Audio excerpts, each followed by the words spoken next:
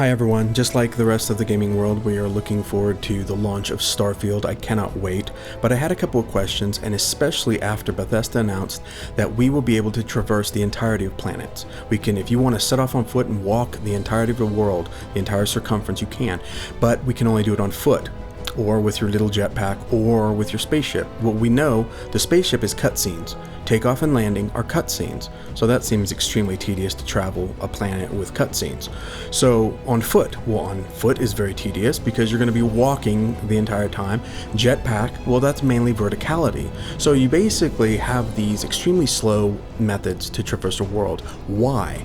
Well, I wanted to give my opinion on that. I really believe it's the limitation in the engine itself. The procedural generation, as you're going to see here by lead technical producer, actually, Gianfranco with Bethesda.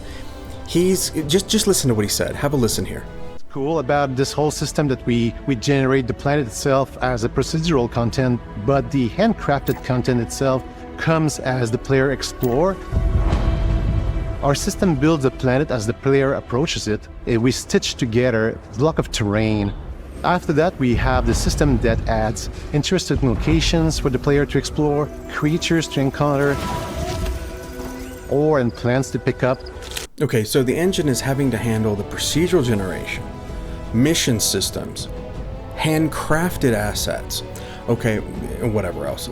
Everything is having to be generated on the fly. So the faster you move, the faster it has to generate.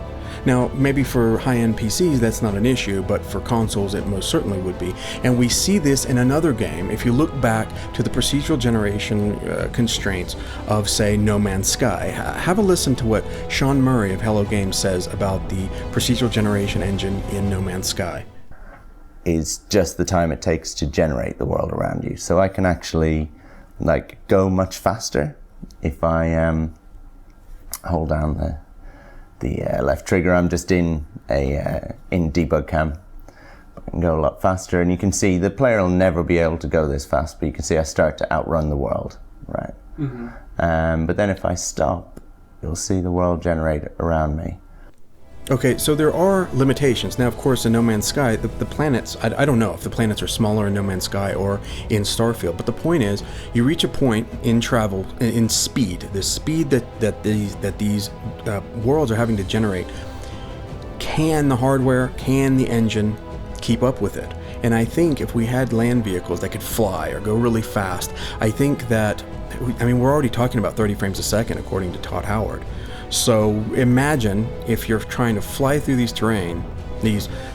planets, and it just simply can't keep up with the procedural generation. I think that is why, in my opinion, we're not going to have land vehicles at launch, and it has everything to do with limitations in the engine itself.